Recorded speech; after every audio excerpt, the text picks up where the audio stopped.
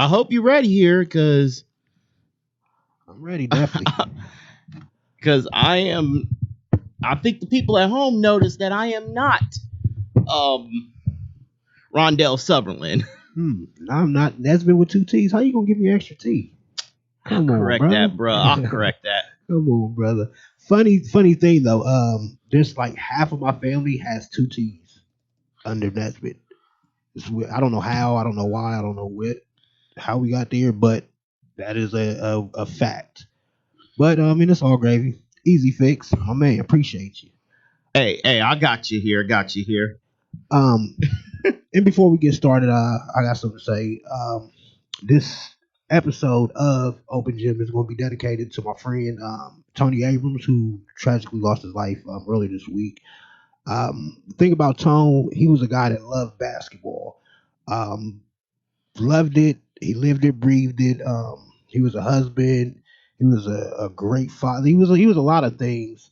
A couple months ago, he had messaged me and basically just gave me words of encouragement. Like, it came out of nowhere because I haven't talked to Tone in a long time, just on a physical level. But with social media, you see people every day, you hear people, you feel their presence. But Tone played a big part in stuff like this, just because we spent a lot of time on Xbox, just talking about life, talking about basketball, talking about the game. And that's what he said to me in that message. Pretty much was, he sees me doing this, and I've always talked about it, and it's dope to see somebody say they're going to do something and actually do it. And it took me back, because I didn't see that coming, but that just kind of shows you what kind of person he is. And the other day I'm watching 270 Hoops, obviously a friend of the broadcast, I have the shirt on too, and I'm seeing a kid, and he's playing good basketball, and I'm like, man, I know this kid looks familiar. Come to find out, it's Tone's kid. Shout out to him. And it's just like these things come full circle, man. And again, it's we talk about basketball and talk about the love of the game and people doing stuff for the love of the game. That's why we're here. But to see somebody who actually loved it and tragically lost his life, that's just something that I feel like I need to speak on. Tone, I love you. His family, just do the best that you can to represent him and his name. And that's a good brother that was lost, man. So Tone, this one's for you, man, for sure. Yeah, and my condolences go out to his family as well, because that's something that, even though we're in a new year and a new time and hopefully some new energy in here, we're still having a lot of loss out there. Please just stay safe out there. We don't want to add to the number. We just want to at least keep everybody safe so we can all enjoy basketball together again. It's a sad thing, but another thing, Tone was a funny dude. He joked, laughed, like to have a good time. So, with that being said, I know he won't want us to be here being too sad and doing all that. So let's get to it. Let's have some fun, man. Okay, and so I'm me. I'm sitting in the Rondell seat here. You're not Rondell? Yeah. Yeah, I'm not Rondell. Rondell got a little more hair. Just a little bit. Yeah, a little more hair and a lot more sense. but man, we've y'all been talking about the NBA season and all this. What if? We had a good Christmas gift over our break. Basketball. Yeah, actual basketball that you can talk about, and we can actually talk about actual games in the NBA. Finally, teams playing. We got some new acquisitions. And this was a fast off season. The season it didn't really creep up on us. It's just so much, and that's what we thought with the COVID situation anyway. Just as much basketball and football and stuff like that we didn't have. Sports, period, that we did not have. There's so much more sports that have came after that. So it's just a sight to see new faces, new places. Just to see the fallout of the bubble. It's so much basketball to talk about, and I'm happy to share it, man. Definitely. Hey, it's all good here. We're having this. It's an interesting look on the season. 72 games. I gotta admit here, 72 is a perfect number for the NBA. Yeah, I mean, as much as I say, 82 games for the NBA, like, no, This is the perfect number, 72. You had a perfect start day. I'm feeling this. That's kind of the thing. It's more so making lemonade out of lemons, kind of like the obviously you didn't want the season to end short. You didn't want to have to make the next season shorter. But there's different things that you could take out of the COVID situation in the bubble. Another prime example, they're going to be playing games and stuff like that. So if you're at the lower level, you can't just backpedal into a playoff spot. You have to earn it. So there's definitely light at the end of that tunnel. I think Charles Barkley says that sometimes a lot at the end of the tunnel is a train. I don't think that happened in this case. I think the NBA got a whole lot better just by kind of figuring out this COVID thing. Yeah, luckily, for us guys in the hockey land, it was a train. It hit us hard. Yeah, but hey, basketball, it was sunshine, light pops, and y'all got it done. So I'm actually excited. I'm gonna give you a couple teams here, and you tell me how you feel about them right now. Now I'm going since we're in our hometown market here, technically the hometown team here.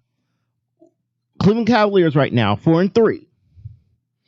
Little cautious here, but how you feeling about them right now? In this season today, let's get in the playoffs. That's what you can end the season today for all I care. Cleveland rocks, baby. I will take it. I love it, man. It's great for me. But no, all jokes aside, what I wanted to see out of the Cavs, for the most part, you see. I wanted to see what Darius Garland was going to do moving forward. He's playing some good basketball. I know he was just recently hurt, but he's playing good basketball. He's showing that he was a top 5 pick for a reason. So that's something good to see. Okoro, in his little limited time that he played, I know he didn't play a lot in the regular season, but the preseason, he kind of showed up and showed out. That's pretty good. That's what you want to see when you're a young team and you're developing. How are our young players doing?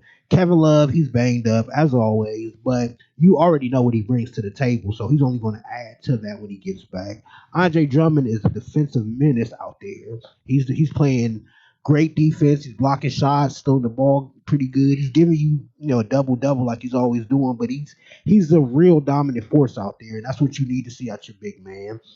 Larry Nance is bringing some athleticism, and he's a lot of playmakers coming out of that. Exum, I know he's hurt for a couple months, but he showed the versatility that he can play the 1, the 2, and the 3. That really helps that team, especially with smaller guards. Exum being a bigger guard, it really helps out a lot. Bickerstaff's doing a great job at being a coach. And, again, this is what you want to see early. They came out hungry. So I love to see what the Cavs are doing. I love to see what they can continue to do. And I'll be honest here. I'm looking at the Cavs, how this team is built right now. It's a young team. Yeah. For them to be 4-3 at this point and to be where they're at, I'm happy with that. Definitely. Because I'm going to be honest with you. I really if you told me they would be at least or around 500, they would be at least a game above 500, 7 games in, I would have looked at you a little crazy because I really didn't have that much faith in them. But they're showing me that these young guys are hungry. Yeah. And that is a healthy thing for Cleveland to be right now. If you're hungry, it's really showing that if you're a team that is willing to be hungry and willing to play those hard minutes and hard games, you're going to grow. Definitely. And it's not a situation where it's a team where they're just treading water. They're trying to at least be competitive in the East, and that is saying a lot right there. Well, I think we're in a great spot because we're in that. If we make the playoffs, great. We're ahead of schedule. We're doing great. Everything's kind of clicking. But if we don't make the playoffs, that's another high lottery pick that doesn't hurt the cause.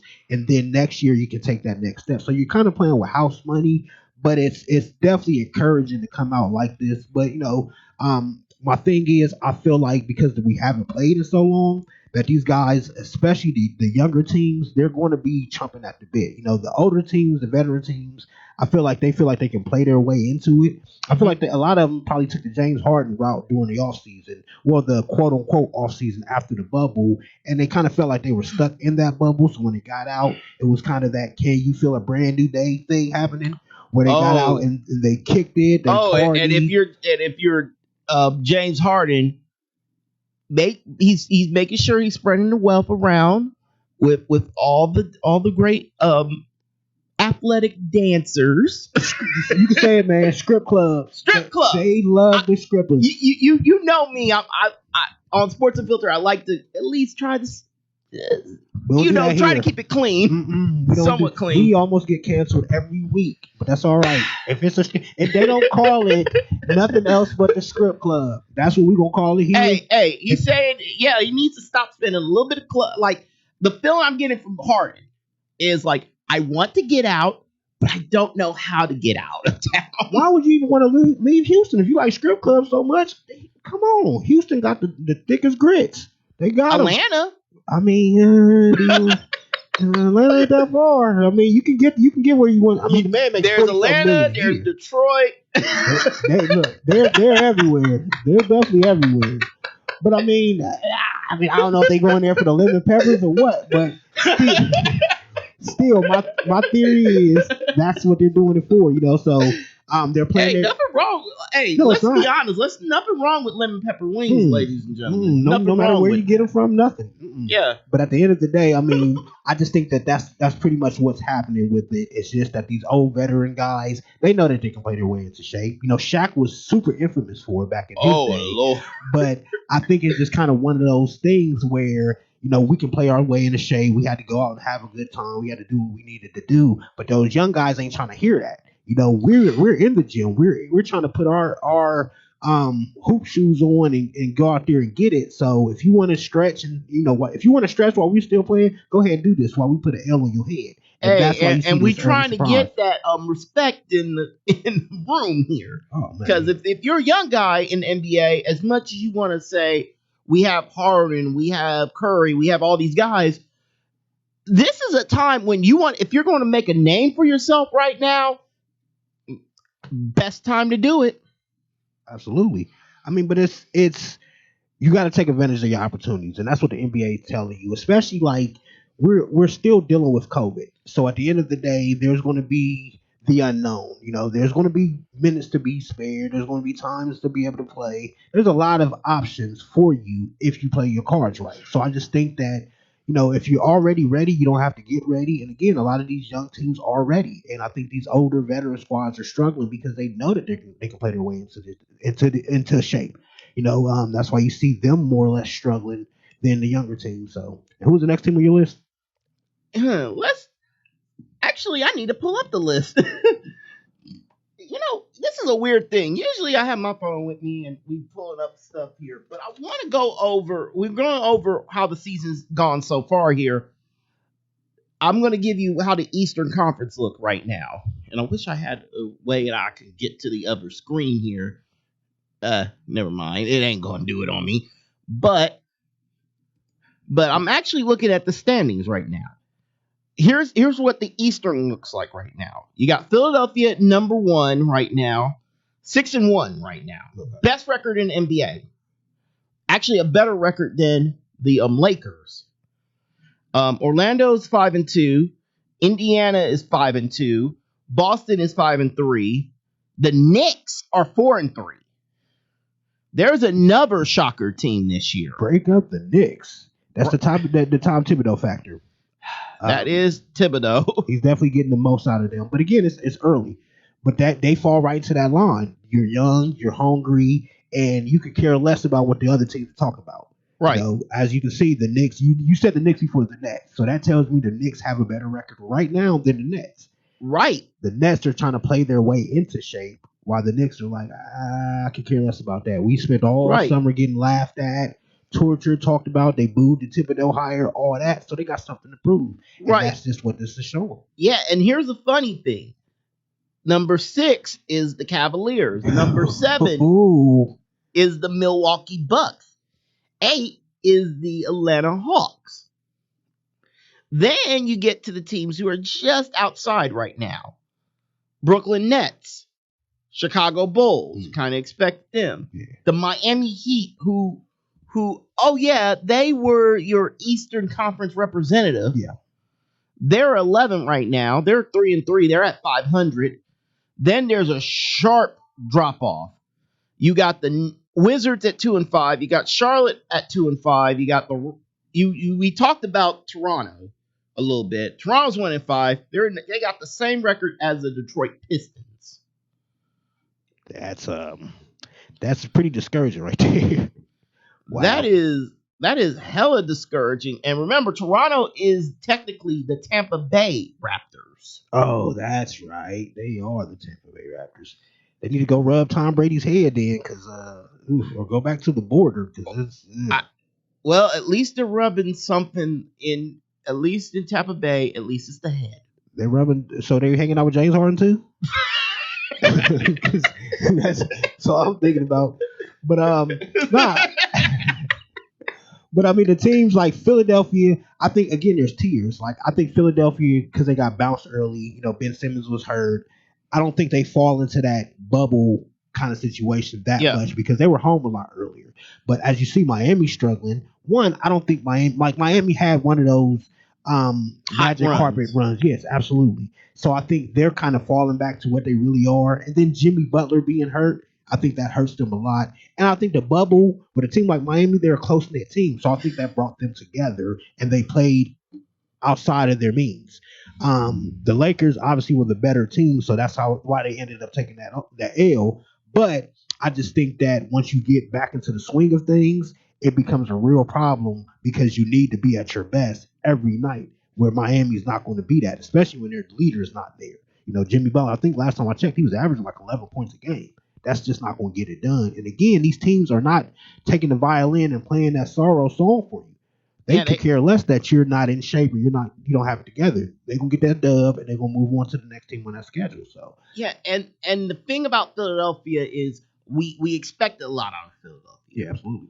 We expected a lot. Like Milwaukee, even though they're 4-3, we kind of expected a lot more. We kind of expected a lot more out of them because Giannis. Yeah.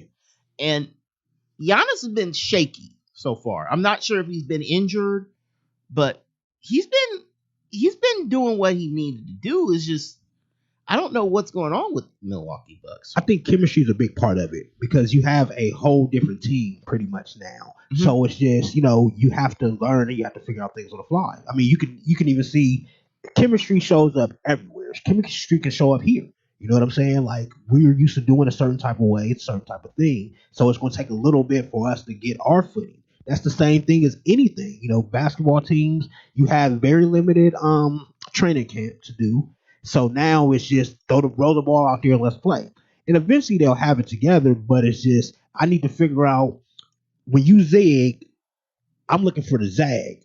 I know Bledsoe might have zagged, but Jrue Holiday zigs. You know what I'm saying? Like I know DiVincenzo, he's playing his certain type of way. Mm-hmm. He's in a different role now. You know what I mean? Like, it's just a whole different ball game. So they just have to figure it out. Milwaukee's still immensely talented, but they just have to get to a point where they're figuring out how to actually play the game of basketball. And then they're dealing with the kind of complacency a little bit because Giannis signed that contract. So it's less of an urgency if Giannis hadn't signed that contract. I can guarantee if he didn't sign it, at this point, they would have a different record just because that urgency is there. Now you have a little bit of time to kind of play your way into where you need to be, but they're going to be all right at the end of the day.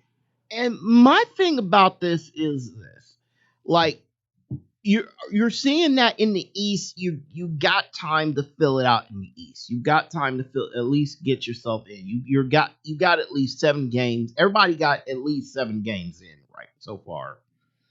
Only one that does not have 7 games in is the Toronto Raptors. They've played 6, but everybody for the most part. Oh, wait, I'm wrong. Everybody played at least 6 games at least. So they're still trying to get a feel, and it's 72 game season. Yeah, so it's not a 56 game situation. It's not a 50 game situation where every of these games matter. It's 72 games. Yeah, you have to get your. It's kind of like not a marathon, but it's kind of like a relay race. You have different stages. So instead of handing the baton off to somebody else to run it, this is the first lap. Then you got to get to the second lap, then the third lap, then the fourth lap. I think once teams start getting to that second, third lap, you're going to start finding out who teams really are. It's just different. Some of these guys, I know you brought up Washington. Washington struggled, but at the same time, they're a whole different team.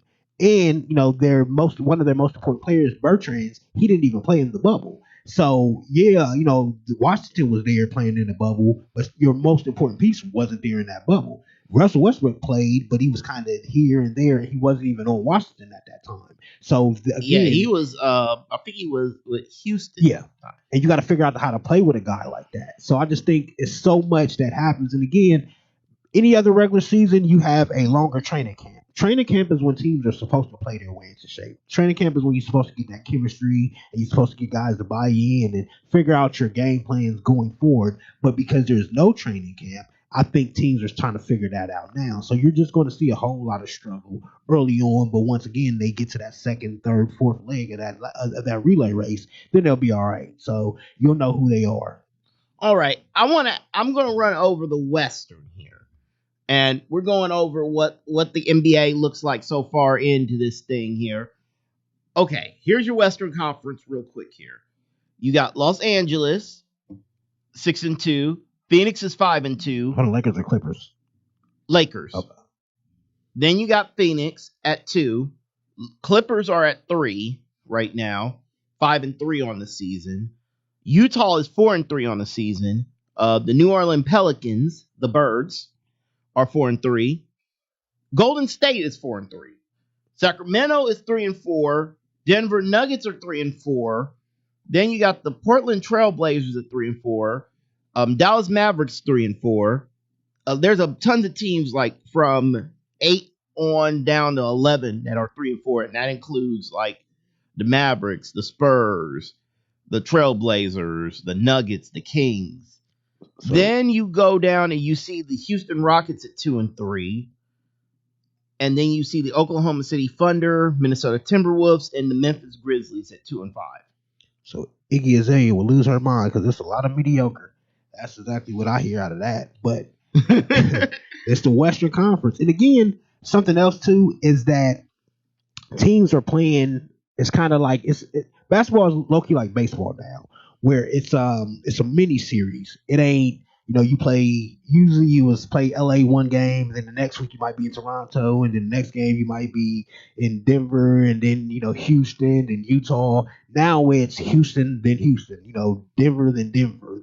So I think it's just kind of you have more of times the game plan for other teams where it wasn't like that before. And again, teams have to start figuring these things out. A Western Conference is always going to be jumbled some type of way, but it's no time to really figure it out. Even though that's the thing, you have to figure it out. It's really no time to figure it out either. So it's kind of presenting a problem. That's why you're having a lot of average to a little below average kind of teams because they're all trying to figure out which way is up. And that's the thing. Like I'm looking at that, how that is boiling out right now. You might have heard, okay, Houston is and Harden are not feeling good about each other, but Houston is technically within striking range to move up and do what they need to do, but they're a playoff team with Harden, right? Not without him, but they're definitely a playoff team with Harden. So yeah. What his problem is, I don't know what Harden's problem is. A lot of these NBA players get to crying a lot about, again, like I said earlier, a lot of the love for the game gets thrown out the window when it comes to these athletes. They get so entitled and they want to blame somebody else. It's a lack of accountability.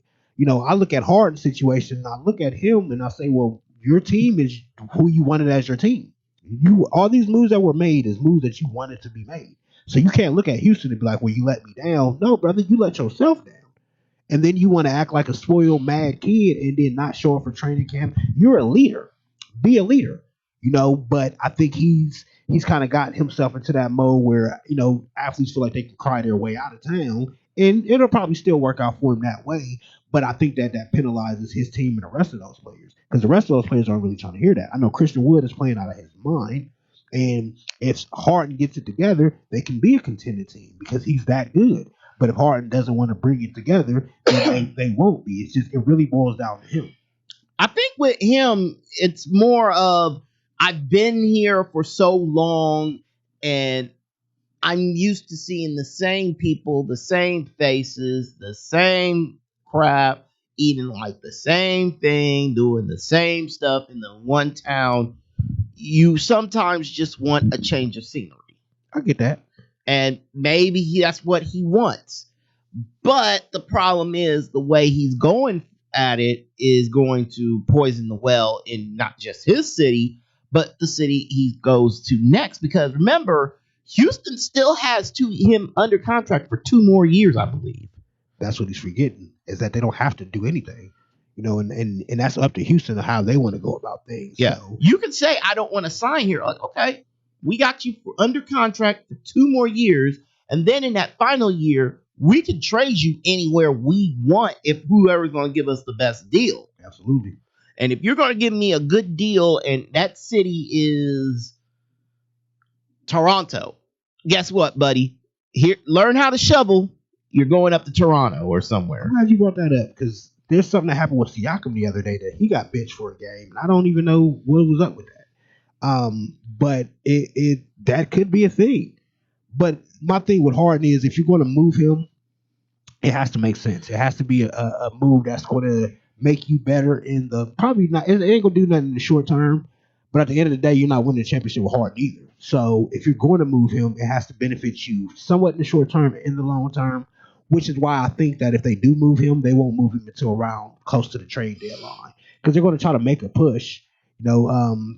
New Orleans, kind of did that with Anthony Davis, and then when it didn't work out, they just kind of sat him. And I think Houston will kind of do the same thing if presented with that opportunity. But it's just that's something to definitely keep an eye out on.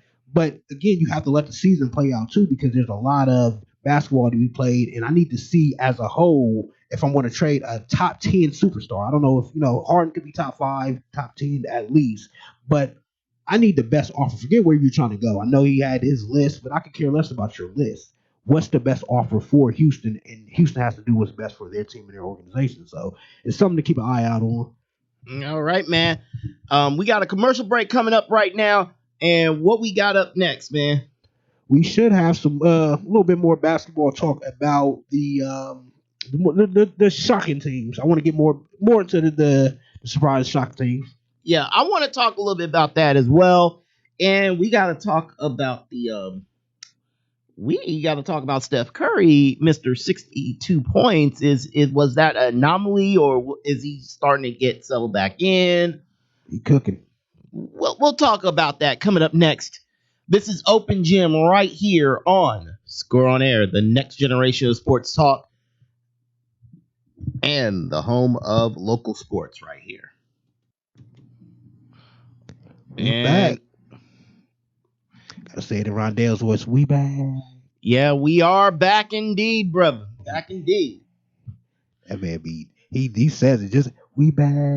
Yeah, we back. We back. We miss you, brother. We miss you. We will see the human sloth who just sit here like we'll see you in that afro. Like you remember the scene out of Zootopia of the sloth just trying to do at the DMV moving as slow as possible. That's my guy, man.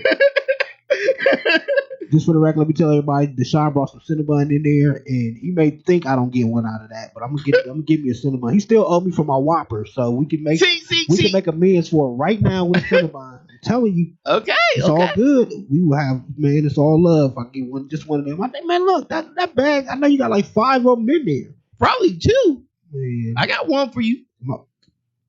You know what, my brother? I throw it this way. We about to do this like this on live toast. This is how you make me happy. Anybody out there listening, you want to make me happy? It's always starts with food. Like this live. This is my man. Boom. Now we even. Oh, look at it. Well, man, I love you, man. All right. I'm happy. I'm a happy. I'm like, you love me now. Yep. Okay. We actually got some comments that I want to hit on real quick here. Get to them. Charlie actually pointed out something to me here. He said, you guys weren't feeling the Jaylen Brown trade last time I tuned in. Any chance that you take that now? The Cinnabon still ain't going to make me feel that trade. I don't like it. I don't, man. Like, it ain't. Jaylen Brown is a good start, But that's what it is. It's a good start. Like Jaylen Brown ain't the end all be all. I don't care what he did at the beginning of the season. We know Jaylen Brown was good. He was a top 5 pick, number 3 to be exact. But that doesn't mean that should get you James Harden. Jason Tatum is still sitting over there. If you give me Jason Tatum and Jaylen Brown, you can get James Harden. Not just for Jaylen Brown. Forget about it. All right. And Charlie then chopped back with this. Pacers always looked at in trade rumors. Why would they trade anyone? Same with Collins in Atlanta. Well, ask Paul George about Pacers and their trades. He ain't too happy about the way that they do it. He said they just want to be okay. They don't want to be great. So they'll never trade for James Harden because they don't want to be great. But the thing about them is that it's a weird. Indianapolis is a weird market. Yeah, they're not like, yeah, they want to be a major city, but they're not a major city. They're not a destination city for players to go to. They're kind of like in that Cleveland range of like, whoa. Okay. Cleveland gets some people when LeBron James is there. Right. When LeBron was there, he was a magnet. Well, yeah, I mean, but technically, like, I don't think that you can ignore the fact that LeBron still came back as a free agent. Forget his reasons. You know what I'm saying? Like, he still will always end up being the greatest free agent acquisition in Cleveland Cavaliers history. So, I mean, if you're Indiana, I feel like you can make yourself a destination situation easily. You just have to do the right things. You have to draft smart. You have to make smart trades. You have to go for it at least. I mean, the NBA makes you have to spend money. So for any team that just want to be average, that's your own fault. You know, you're just making excuses, especially in this world. This is a social media landscape. We right now are listening to not from just people in Columbus. There's people all over that can tune in right now and watch us. That's the same thing as NBA players. You don't have to be in a certain type of market to be seen or heard. So that, that's a small market, I don't want to be there. That doesn't have nothing to do with it. LeBron James and Kevin Durant at one point in time played in Cleveland and Oklahoma City respectively. They were probably the 2 most popular people at that time. They owned that city. Absolutely. Owned that market. But that just goes to show you that the effect that social media has, that it can touch so many markets, so many different ways. So now you're just making an excuse if you don't want to be great. That's how I feel. Good point there. Good point to be made there. And Charlie also pointed out that 4 of those teams are in the top 8. I'm not sure which top 8 he was talking about. East or West, he didn't specify. He said 4 of those teams in the top 8 aren't making the playoffs. I don't know if he was talking East or West. I can understand. I mean, like I said, it's a mixed bag. And right. It's so jumbled up that you're really a sneeze and a cough away from being at the bottom of that list anyway. So it's just more so teams are going to figure out and hit their stride, like I said earlier, when they hit that second leg of that relay. Yeah. You know, right now unless you're like Toronto at this point, you're 1-6. You're going to need to do a little bit of improvement. I know what they're going to end up doing if they don't get better. That's trade Kyle Lowry. That's what it's going to end up being. So I mean, they're going to have to figure it out. But they kind of set themselves up too, because Toronto won a couple years ago, and they kind of rewarded everybody that was on that team pretty much. I mean, Kawhi left, but I think last year was it was an anomaly. They were still a really good team, even though they lost Kawhi. That even there was talk that they may be better without Kawhi, which was completely false. But I think now, that was crazy talk there. Yeah, absolutely. But I think now that they're kind of coming back to earth of what they really are, you know, teams, you have certain roles and certain spots. You know, OG Anunoby, he's in a different role right now. So is Kyle Lowry. You know, so is Siakam. Siakam has to be the best player on the team. I don't think he's necessarily the best player on the team. That's probably why he ended up getting suspended, because he's not doing what he needs to do. So it's just so many things that could go left when you don't have the right structure. So I think Toronto's kind of dealing with that. And then, I mean, you're not waking up in Canada anymore. Yeah, so true that. That takes a minute to adjust, because everything that you knew ain't the same no more, because now you're doing it in Tampa. And who knows, that might make them lazier. You wake up in Toronto, maybe all you want to do is play basketball and get better. You wake up in Tampa, there's a lot more to do in Tampa. It's a lot warmer. It's a lot more of a different feel, you know what I'm saying? So you may not actually do the best that you can do, because there's so many other things that you can do out there. If nothing else, enjoy the weather. So I think that may play a role. But again, teams will get to a certain spot where we're going to find out who they are. And Toronto's better. You know, they're not ready to panic yet, but they're getting dangerously close to that area, so they need to turn around real quick. Yep. True that. Hey, I want to give a plug to a new show that is coming up right after ours, coming up here on Score on Air. It's called On the Mark. On the Mark. On the Mark is going to be premiering right after us. We're on till 2. We're on till about 1:45, 1:30ish. But we got a new show called On the Mark. And it's gonna have Mark Fay. He's a new one. And it's a very interesting little show. So check it out. Support those guys. There's gonna be some fun stuff going on. And we're not done yet. We got some new stuff here. Dell and Fish are gonna be together on a show. What? Dell Fisher and McElliott. So it's a lot of teaching going on in that show. That's a lot of the teachers get their own show, and we got a lot of great show. Millennial Sports Pod is coming. Big Money Mel. These are all new shows here on Score on Air. Okay. In addition to Open Gym and Nutty North. Perfect 10, Napper and Hill knocking it out. The Buckeye Bro Show. We got Napper, Alex, and Will Canty. And Canty's starting to find his groove now. It was like he was like a player that we were fun wondering what his groove was. Well, we found it on the Buckeye Bro Show, and that comes on at 8:30. And the old horse, me, Deshawn, here from 4 to 6 here on Score on Air with Sports Unfiltered tomorrow. So a lot of new shows premiering, a lot of new stuff. We're working hard for you to build you a better sports experience. Definitely check out all the shows on the network, man. We out here. It's a new schedule. So there's some shows that are at their regular place, like Loganity, Open Gym, AFC North, my show, and Kyra's gonna be busy too. We finally got her on the mic. Kyra's always busy. Yeah. She the go for real. Yeah, she is. Shout out to Kyra. I'm literally going like, I'm just the guy who people say, you yell on the mic for 2 hours. Like, that's my gimmick. That's all I got.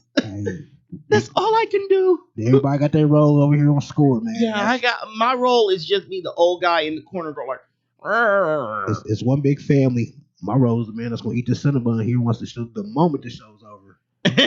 Or during the commercial break. Probably. But let's talk about good old Seth Curry. A lot of people been marking him off as dead in the water. Oh, he ain't as good as he used to be. He ain't the guy anymore. The Warriors are not as good as they can be. They're just like treading water here.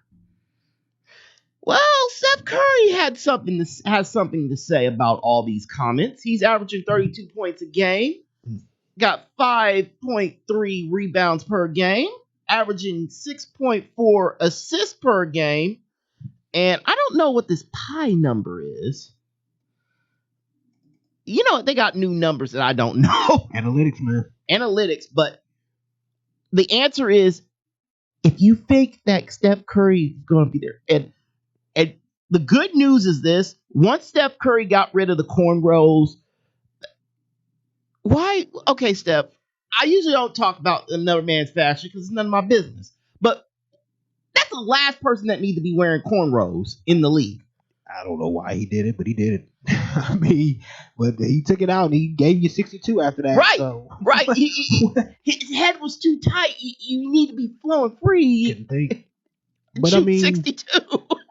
I do believe like some of those things are right. Like he's not the same player that he used to be. Absolutely right. Not. But you're not going to be that when you don't have Klay Thompson and you don't have Kevin Durant flanking you. Like that's just what it is.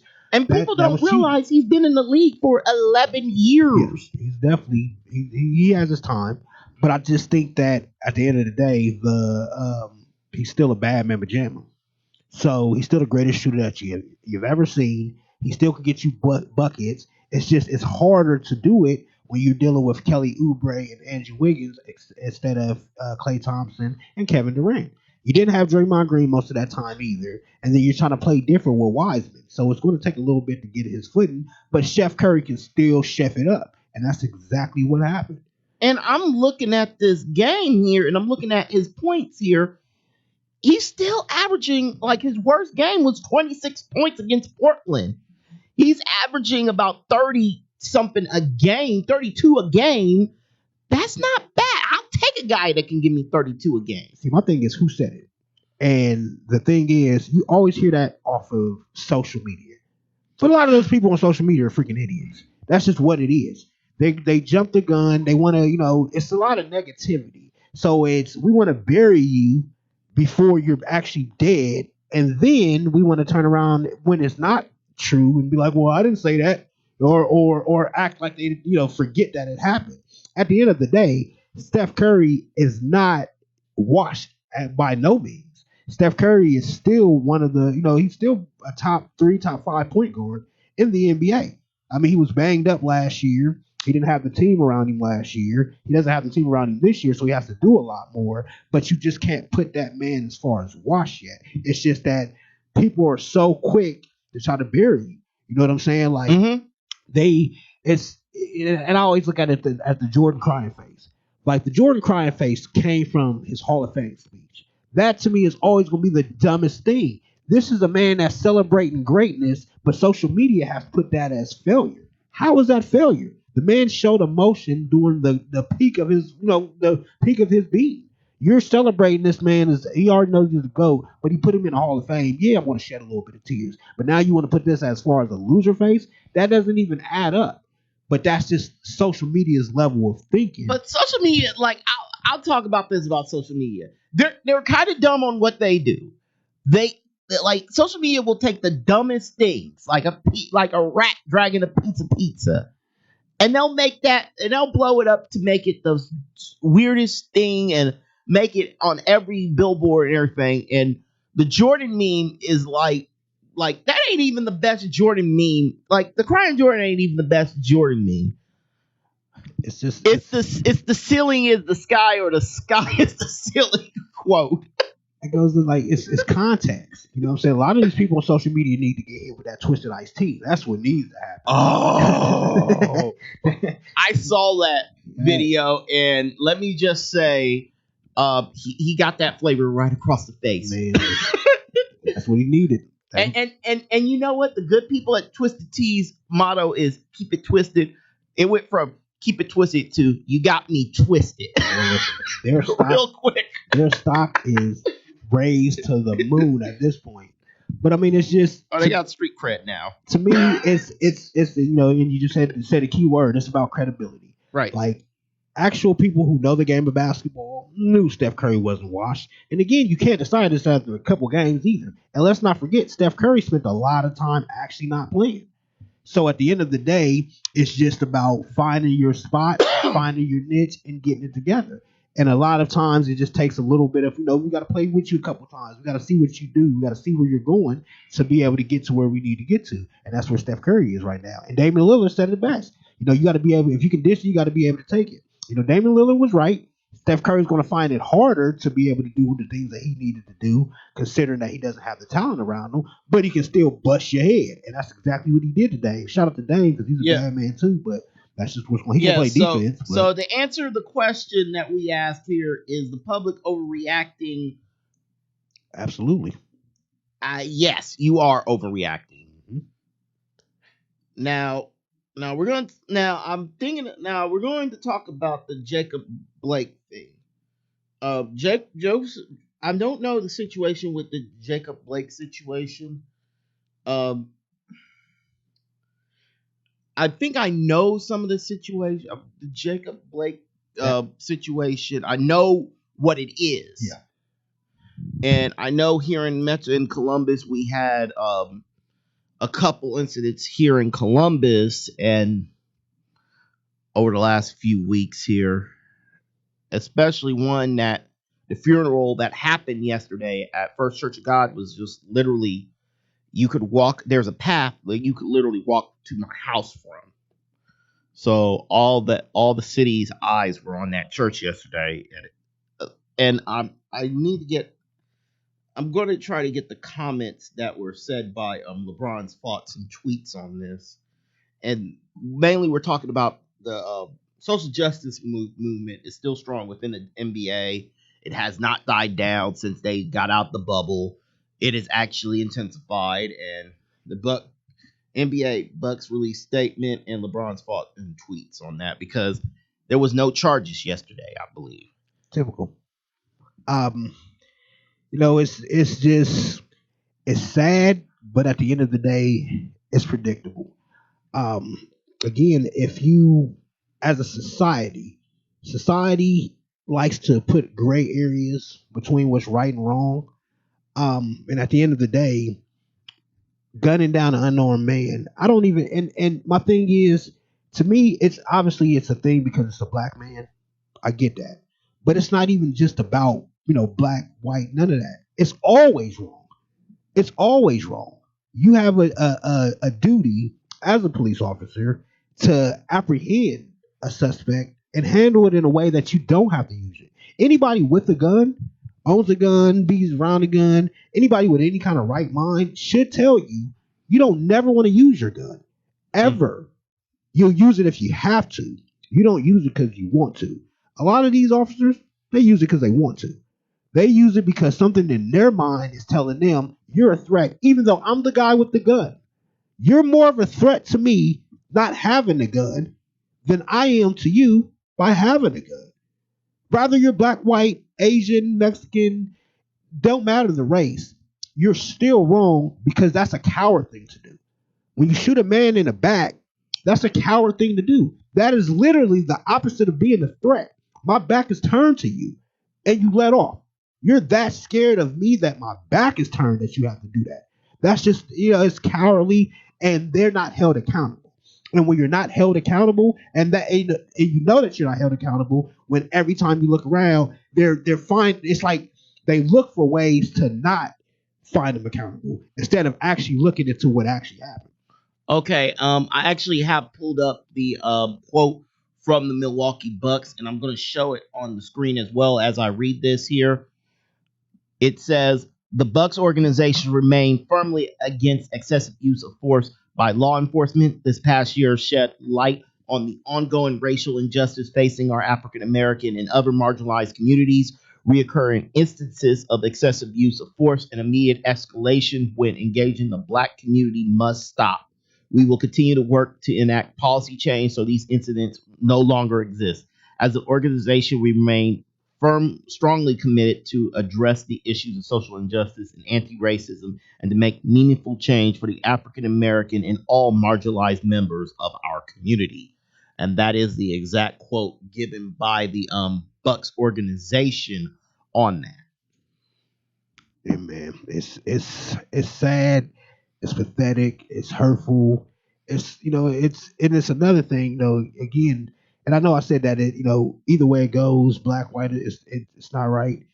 But still, at the end of the day, just as a black man, speaking as a black man, it's sad to know that there's no safe space. You know what I'm saying? You can walk into whatever neighborhood and your own people can take you out. You can walk into a store and an officer can take you out. There's no way to really be a safe black man in this society at all, ever. So at the end of the day, the best thing you can do is just try your best to stay out the way and stay out of whatever harm's way that comes, because it doesn't matter.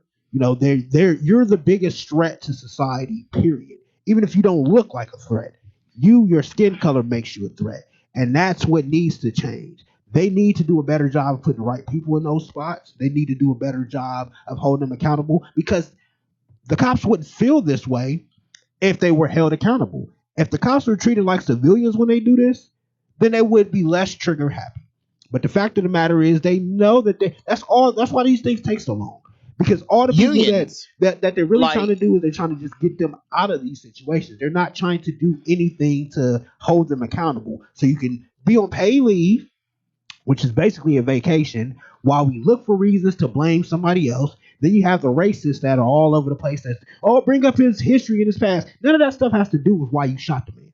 Period. And to point out something here, and the ugliness is we work in an industry, the media, that does not do a good job of telling these stories.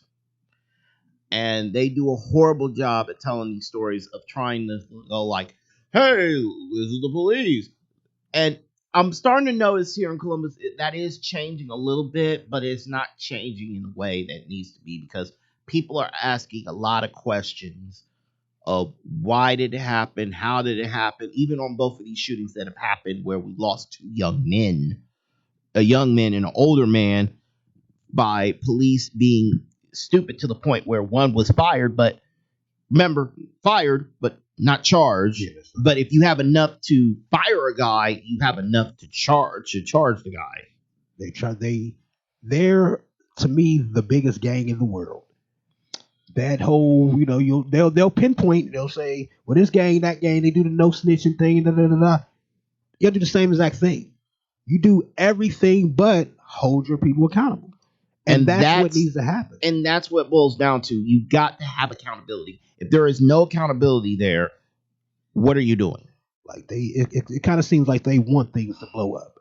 And again, it starts at the top, just like anything else. Everything starts at the top. So until the top starts to figure out how to better police the police, because that's what it is.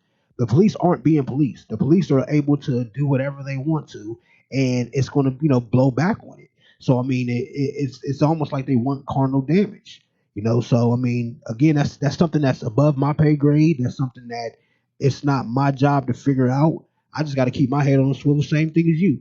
At the end of the day, but it's definitely a big problem that needs to be taken care of. Yeah. And you don't need athletes to be able to tell you that. You don't need nobody kneeling or something to be able to tell you. But I would also say this: traditionally, sports has always been a window into what is like our country. Yeah. And over the last year, we've seen sports really take that role of being a window of our conscience and knowing what we're doing. Yeah. And calling us out, say, hey, we can be better.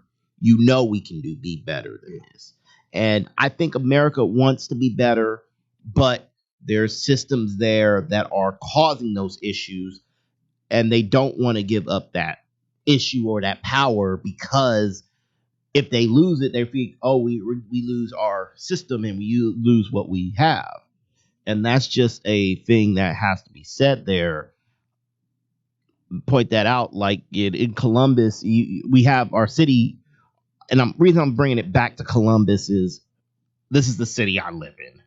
This is the community that I have to walk through every day and see these people and see our community every single day. And our city is asking a lot of questions. The only problem is it feels like they're not getting the answers that they are wanting. Well, that's because a lot of stuff becomes a trending topic too. As you can see, and like you said, basketball, it brought out a lot of social justice, situations, and a lot of kneeling, and a lot of, stuff happened for the moment. But then the next thing happened, and then it's like, oh, well, we don't have the same energy for that. That tells me that it's trendy. George Floyd's name, but there's many others that has happened to. And again, you brought it up in your own city. The city should have probably responded a whole different way, but they didn't. And part of that tells me that it wasn't trendy enough.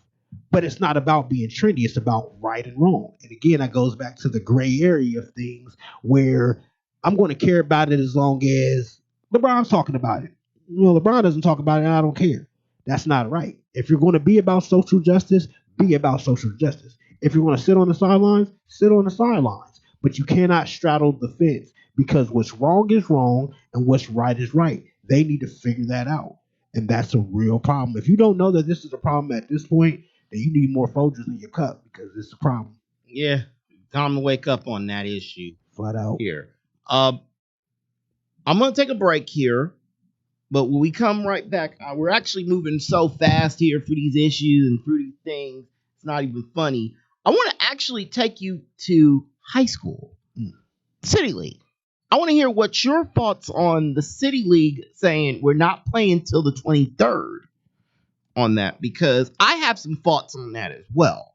Gotcha. And I want to hear what you have to say here, because you're our hoops guy, and I want to hear your thoughts on this, because I'm going to show you what Zach Fleer said and all the people said on that, but I have something to say on that here. Let's get to it. Plus, we got to talk about the rookies. All that because rookies have been showing out. Hey, buddy, let's do it. So we got all that coming up for you right here on Score on Air, the Next Generation Sports Talk. Stay tuned. This is Open Gym. Welcome back. Welcome back. Yep, we are back here, and man, we only got like a few minutes. We got a little bit of show to go here. A little bit of show to go. But we're going to get back to the world of the NBA in a moment, but there was some interesting news out the City League here, and I'm going to talk about it more on my show tomorrow. And I have an opinion about it. I'll plug the show. Yeah, Sports Unfiltered tomorrow, 4 to 6. We got you covered with all the weird stuff of the weekend sports. Consider it your cheat sheet to the weekend sports, so you'll sound like you're a little bit smarter. We're not going to promise that you'll get really smart. We only promise you about maybe a 0.5% boost. Okay, we're being honest with you here. People love the 0.5, so yeah, you're all right. We'll give you a 0.5 here. We only promise you a tiny boost, but you'll know more about what's going on in the sports world. So you hear Deshawn, he got the 0.5 for you. Yeah, I'll give you a 0.5. Shoot. If you get more out of it, you're getting more out of it than the host. But the City League decided this week you thought they were going to come back because all the other schools were coming back. Nope. The City League decided we're not coming back till January 23rd. My feeling on this is it is another case of the City League screwing the students, the kids, and everyone there. Listen, I'm not slamming the COVID. I believe that COVID is real. I believe that it's a real situation out there. And I understand that you're trying to keep the kids safe. But we've seen these districts around our area being able to play these games, play basketball safely and smartly, and take every precaution necessary to keep the kids safe. Why the heck is Columbus City Schools not doing that for our kids?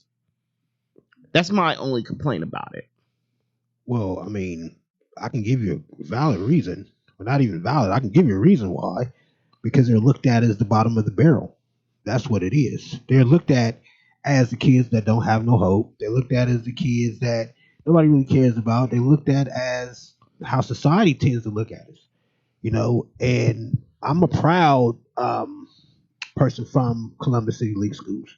I think I represent the Columbus City League Schools well. Well, depending on who you ask. Yeah, but I'm from South High. I'm proud to represent South High well. But even then, when I was doing First and Goal this year, I heard straight from coaches that they feel like the district is not supporting these kids. They're not doing they're not supporting our student athletes. By them not playing right now, they are jeopardizing their college options. Absolutely. They are jeopardizing their options outside of Columbus City Schools. Talisa Dixon can go on, Dr. Dixon can go on TV all she wants and say, we care about the safety of the kids. Well, you're not caring about the education of the kids. That is pretty damn clear to me. Yeah. I just think that they make it fashionable that somebody has to get the short end of the stick. But why does it all have to be the City League schools? That matters more when it comes to the City League because a lot of them, this is your only hope. Sports is the way out. It has always been a way out. So to rob them of that opportunity, you need to compensate for that, I feel like. So I don't care if you got to make a spring league or something. I don't care if you have to do a lot. Something needs to happen, or allow these kids to transfer. Or you should have done that. You should have gave them a waiver. You should have done something else because you knew this was coming. But again, once you're so used to giving somebody the short end of the stick, you don't even work on a resolution. You just work on the excuse. And I think that's what the Columbus City League has done, is they worked so hard on excuses that they never tried to work on the resolutions. And for me, as someone who had to cover this league, the one thing I'll tell the people who wants to cover the City League is the City League doesn't love themselves. You can love the City League all you want. There are people who want to move these kids and give these kids options to look good, to move forward, to give them the best life. But we have a school district that do not want to give these kids the opportunities given to them and use their God-given abilities to move forward. And our district is failing to do that. And that's just clear to me that I am, the reason I'm so angry about it is, as someone who had to cover this district in sports, I get the anger because they do not care. They genuinely do not care. And that's just something I'm going to go off on it more. If you think I don't have anything left on it, I got a lot more for you tomorrow from 4 to 6 tomorrow. I mean, you can walk into schools and see that they don't care. Oh my God. You know what I mean? And it's just like I said, it becomes fashionable to not care. It's kind of like they treat them kids like they're bums on the street. You know, the bums on the street still belong to somebody. They still have a family. They still have somebody that cares and loves for them. Maybe they can't do nothing for them, but they still need, you give them a little bit. And obviously, Columbus City has shown the kids that do make it out, that's all they need. It's like football. You give them a little bit of crease, they can take that thing home. But you got to give them a crease. And I don't think they are. I don't think that the opportunities that they have in front of them, and you're going to try to start a season, they're not even in the gym until late January at the earliest. We don't know if Governor DeWine is going to extend this stay-at-home order. Now, he's still worried about that stand your ground law. That's what he's worried about. Oh, yeah. Which is pretty much going to affect those same kids that you're giving nothing to do. Like, that's my thing. It's a bigger picture. It's you're letting these kids that are at risk become more at risk. But you do not care about whether they make it or not. You care about the kids that already get the most care anyway. You know what I'm saying? So you can give a little bit of that love to somebody else, but they refuse to do that. And that, again, as we will continue to talk about, it always starts at the top. If the top doesn't care, then nobody else will, and that's a real problem. They need better guidance. They need better people around them to show that they give at least a piece of a care to these kids, to give them a chance. You're giving these kids that already have almost nothing even less. Come on, man, that's pitiful. And that's my thing with this. I understand we cover high school sports, and we really do care about these kids. We care about all of them. It just hurts my heart that these kids are getting messed over by a system that really has shown that they don't care about them. I mean, that's to me something that is very blunt here. And I don't want to dwell on it anymore, but I'll talk about it tomorrow on the show, 4 to 6 on Score on Air Thursday tomorrow. So I'll talk about that more. I got a whole segment on it. And yeah, if you want to hear a guy rant hard, and if you know me, I can rant. 4 to 6 tomorrow. Check him out. All right. You want to talk about the rookies? Yeah, buddy. Let's get to them. Let's talk about the rookie class here, because the rookies have been balling.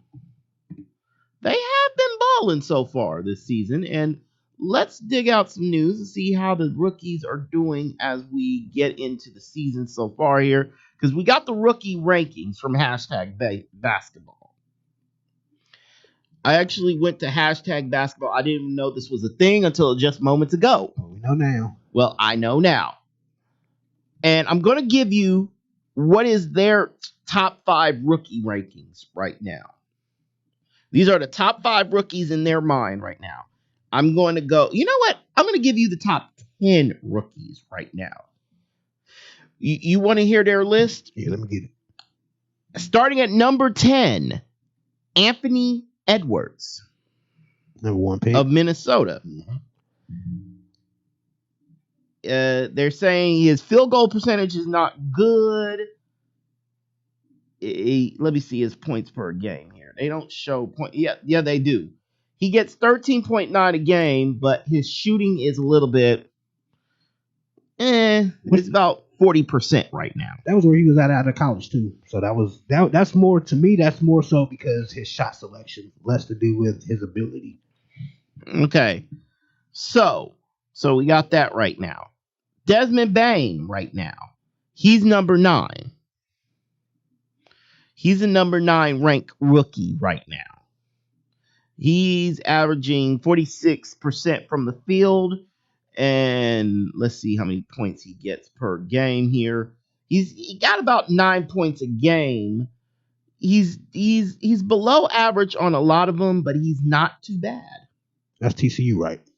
Yeah, he came from he's with Memphis. Yep. I believe. Like they have him as a point guard and a shooting guard as well. There. Obi Toppin, I'm going to give him a pass here because he's currently injured.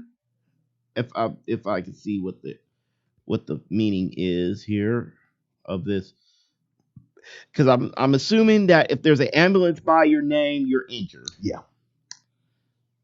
He's only played one game, 26.3. He really has had a rough go of it, but he got 9 points in the one game he played. So kind of an unfair thing to put him in there. Incomplete at the moment. But I think he's going to be good. Patrick Williams, number 7, about 46% shooter. He's got a good field goal percentage. He's not doing too bad. He's actually pretty good from the 3-point. He can make a lot of 3 points here, like 9 points. But that will no, that's the wrong one. He gets about 10 points a game, which is not too bad. I mean, 10 points a game is 10 points a game. It's more than the average in college. I think in college he averaged 9. So yeah. So he's getting used to the game. It's nothing wrong with that. He better be. They drafted him in the top 5. Better get something out of him. Yeah. How about James Wiseman, Golden State Warriors? He's doing pretty good right now. I mean, he's getting 11.4 a game. And he got a lot of blocks. He's taking care of the boards, getting 1.7 blocks per game here. This is what Golden State needed. And his field goal percent, like his 3-throw percentage is about 62%. I mean, it's not good, but let me see, 190. I believe that is field goal percentage. Actually, I'm going to show you what I'm looking at here, because I'm going to spoil the list here completely, but I'm going to show the list at the end here. So he's getting 11.4. He's getting a lot of rebounds. He's getting a lot of blocks. He's doing what needs to be done there. How about Emmanuel Quickley, number 5, New York Knicks? He's taking care of the game right now. I mean, he got 10 points, but he's good at the 3-throw line. He's nailing his shots. That points are just going to go up from there. So he's doing good on what he needs to do here. Definitely. Denje Alavia, Washington. Yeah. Let's see. Field goal percentage, 48%. He's good from the 3-throw line. A little under percentage, but he's getting a lot of steals. And he's getting points. He's about 7.1. It's not amazing, but he's making an impact where he needs to be. Find his niche, yeah. And he's getting turnover. And the turnover number is really low for him. So he's doing good there. Peyton Pritchard of Boston. He's very good right now on the 3-throw line. Getting field goals. Very average on the 3 throws. And points, he's at 8.6 here. So he's not good on points, but he's doing what he needs to do on steals, and that's where he's making his bones right now. He got Wanamaker's job, the backup point. Yep. Okay, Lamello Ball. Everybody wants to talk about Lamello Ball with Charlotte. He's got 11.6 a game right now. 39% field goal. Well, he's doing what a Ball usually do. They're not good from the three throw. They're not good shooters. They're not good from the free throw line. They will get points. They will get assists. They're pretty good on what they need to do. I mean, he's doing fine, but only problem, and they turn over the ball a little bit too much. So he's doing what a ball usually do. Playing ball like a ball. Yeah, he's playing ball like a ball, but he's getting the assist. He's getting the STL. He's getting steals. He's doing what he needs to do there. So he's doing those things that he needs to do. That's not bad at all. Top guy, according to #basketball, and I'm going to show you this as I'm going to pull up the numbers that I've been looking at here, so you'll see what I'm looking at here, is Tyrese Halliburton. Yeah, that's about, yeah, I can see that. His field goal percentage is absolutely amazing. He can nail three-pointers. He's not too good on rebounds, but he can get assists. He can get turnover. His turnover number is low. His blocks he can get. He's settling in. I mean, he's not bad. He's not horrible. For the record, that was my favorite pick in the draft. I want to toot my own horn a little bit, but that's definitely Halliburton. he just seems like a veteran already. Like Sacramento was a good spot for him because he didn't need to be the guy, but they have pretty good guards in front of him, but he can play multiple positions too. So yeah, they have him as a shooting guard. Yeah. He can play point guard. He can play any guard that they need him. He played 5 games already. It's not like an Obi Toppin situation where out of all the guys you've seen so far, he only has played 1 game because he's been injured. Yeah. But right now, I mean, Isaac Okoro is just outside of the top, is in the top 20 right now. And look at that. I mean, free throw line, he's good there. He might be under on some others, like below average on others, but he is giving Cleveland some things. Oh, yeah. You noticed something by him, the ambulance thing. Yeah, he's hurt. He's hurt. That's the big news that came out earlier today. It looks like he'll be out for at least a couple weeks on there. You know, he's young, so he should snap back in some time. But, I mean, that's just kind of the nature of the game sometimes. I mean, injuries are going to happen. But, I mean, as long as you can show that you can play, I mean, it gives some type of optimism. And which he did, then, you know, you'll be all right. But just like anything else during this season, it's a relay. So, you know, this is the first leg of these rookies. They're kind of getting their legs up under them. And then you got to keep in mind, March Madness didn't even happen. So a lot of these rookies, especially a guy like Wiseman, he was out after the 3rd game of the season for Memphis. So now he's starting to get some playing time and really getting out there. Like, you know, you got to worry about your wind being there, your lungs and all that, your legs getting up under you. So, I mean, these guys have kind of figured out as time goes on. Yeah, I got a comment from a certain guy, a certain somebody on the show, and he has something to say here. It's a very important guy. Ron Disley. He's saying, quote, "Open gym is running like a machine without me. Maybe I'm not needed." No, get your ass back here next week. And you don't quit, I fire him. That's how this thing works. That's how this thing works. When did you decide that he quit? Like, I better see you tomorrow. That's what needs to happen. What are you talking about, man? See, he didn't bring that to my life. He brought it to you. He knows better. Rondell, you better bring that fro here, brother. Yeah, you better bring your fro back here because next week I'm going to be busy looking at my eyeballs, or probably in here anyway, probably working on something graphical. So basically, Deshawn telling you he going to hit the after-hours spot. He going to be sleeping in on this. And he's saying, that's wild. Oh, that ain't even the wildest thing I can do. He knows better than that. I'll see you tomorrow, Mr. Sutherland. Hey, if you need to fix your car, just crack it with a bat a couple times. It'll be all good. He got money. He get money. He got his stimulus already. He cool. Mm-hmm. Yeah. And with the wins today. Oh yeah, we have a basketball story that actually dove into basketball. You know, Kelly, the Republican senator out of Georgia. Yeah. Well, she'll have plenty of time to focus on the the Atlanta Dream. She doesn't have to go to Congress anymore. She got fired on the day off? Yeah, she got fired by the people of Georgia. How unfortunate. How unfortunate. Oh, man. Probably shouldn't be racist. Ugh. Yeah. And when when your players literally wear a shirt saying, "Do not vote for this woman." Yeah, it's a problem. Yeah.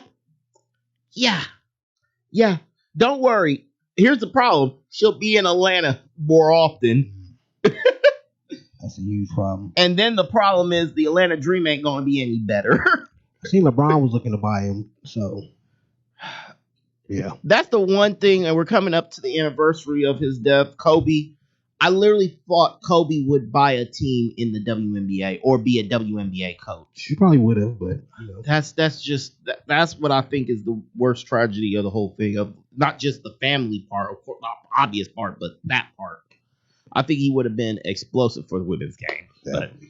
But just nod to him in this month where we're about to approach 1 year after his death. Wow. R.I.P. Yeah, man. But that's how the That's game just goes. wild. Definitely. Let's get us a quick break and then do the pick'ems. Get up on. We're at 125 right now. Yeah, get a quick break. Yeah, let's do a 30-second. I'll run you a little commercial here, and when we come right back, we're gonna do some pick'em action. Hey, we back. We back. Let's wrap this up here. Let's close out on a high note here, because we got games we gotta pick here, and boy do we want to pick them here. Let's start. I'm going to give you the game. We got a ton of games here today. We got Houston. We're going to try to shove in as many as we can before 140 here. That's what she said. Oh yeah. so about 13 minutes. I can get this done. That's what I say. Let's start with Houston and Indiana. At Indiana tonight. I'm going to go with Houston. I'm going to go with Houston as much as I want to go with Indiana. The thing is, Houston, if they can get Harden going, if they can get what they need going there, I think they're going to be just fine there. Yeah, definitely. Cleveland at Orlando. Cavs, payback time. Payback time. I like that. We got 20 ball the last game. Payback time. Mm-hmm. How about Washington at Philadelphia, at the top team in the NBA, Philadelphia. Philly. I might get a cheesesteak and watch that game. Cheesesteak don't sound bad. It doesn't, especially for Jersey Mike's. And the shocking thing is, I actually want to eat their food, even though I work there. And that tells you something. If you need a hookup, holler at Deshawn. Nah, I don't got that hookup anymore. I ruined that hookup forever. You no discount either? I'm not an employee there. I punched my employee discount away. We use allegedly around here. Allegedly. Yeah. Right. Allegedly. What's the next game? How about Charlotte at Atlanta? Throw them bows. Atlanta. I like Atlanta here. I like Atlanta for obvious reasons. Is Charlotte, Lamello, as we're talking about Lamello Ball, I don't trust the balls like that. Like the Ball brother or Ball family, you're not as good as you think you are. No. How about Boston at Miami? Boston. I like, I think Miami might pull an upset tonight. They're at home. They're going to feel comfortable. Ain't like they're going to... Wait, they could actually have people in the crowd in Florida. That's how they get down in Florida. Now, they won't be close to... There won't be no courtside seats there. No. But you could be in the stadium. Well, even when LeBron was there, Miami's crowds always kind of look like COVID crowds. There wasn't a lot of fans actually at the games. So pretty much in Miami, it's like COVID never happened. Because our crowds have always been sparse. And we can always promise social distancing at a Miami Heat game. Absolutely. because nobody's there. Absolutely. How about Utah at the Knicks, which is also very possible the best place to do social distancing at? I would say Utah. The Knicks have been playing well, but I still think Utah is a better team. I think Utah there as well. How about Detroit at Milwaukee? Milwaukee. I'm going Milwaukee. I think Milwaukee's going to bounce back. They're going to get back to normal sooner rather than later. Yeah, definitely. Oklahoma City at New Orleans. New Orleans. Nolans. Mm-hmm. Mardi Gras. Toronto at Phoenix. I'm going Suns. Phoenix. Yep. LA at Golden State. Ooh, this one might be, and this is the one that's on ESPN tonight. Which LA? 10 o'clock game. Lakers or Clippers? Clippers versus Golden State. Clippers. I don't know if Paul George is playing or not, but Clippers. I think Curry is going to lead those boys. It's going to be a tight game, but I've got to go with the Clippers here on the road. Chicago at Sacramento is going to start at the same time, 10 o'clock in Sacramento. Chicago versus Sacramento. We'll go Sacramento on this one. I like Sacramento there. All right. And since we got a little bit of time left, about 1:32 here, I'll give you the two.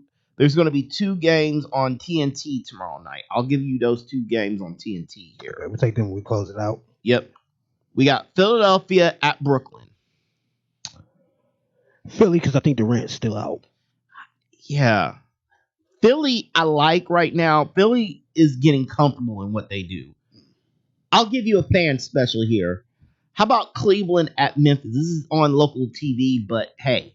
Cleveland, because I'm never picking against them, ever. I just wanted to see your fandom there, brother. Yeah, buddy. How about Dallas at Denver? This is the 10 o'clock game on TNT. Lucky Luka. Luka? Mm-hmm. Oh, yeah. Luka Doncic is... I mean, this is the thing. As much... Like, I think Luka was with the Knicks before he got traded over there, right? No, Luka he got drafted by the Hawks, but he was traded the same on draft night, so he never played for nobody with Dallas. Wow. Yeah. That dude is absolutely amazing. Luka's a bad man. Absolute bad man. Not ashamed of it. You got to put some respect on his name. Better. And make sure you pronounce it right, which I would have trouble with anyway. Luka will make you know his name. Luka Doncic. Yeah. Because it's just going to be Doncic all day. You know what, man? I need to thank you for allowing me to be a part of this open gym experience here. No doubt. I appreciate you coming through. Appreciate the Cinnabon for sure. Yeah, I went like, you know what? Let's do that live here. Yeah, buddy. But God bless y'all. It's been a great show here. And next week, Rondell, you're back in this seat. Tomorrow, too. Nettie North Show. Make sure to check us out. And you gonna say that's wild, but guess what's wild? Your butt back in this seat, buddy. So I'll talk at y'all later. I'll talk to y'all tomorrow from 4 to 6 here. And T. Nesbitt will talk to you tomorrow starting at noon with the Nettie North Show. And I'm going to ask you as a Browns fan, and how you feeling right now? I'll tell you this right now. I'm going to be the most annoying person on the planet tomorrow. I ain't going to shut up about it. We in the playoffs, baby. 18 years. Listen here. I know half of my friends' kids ain't been alive by the time the Browns were in the playoffs. There are kids right now who were born that have never seen the Cleveland Browns in the playoffs.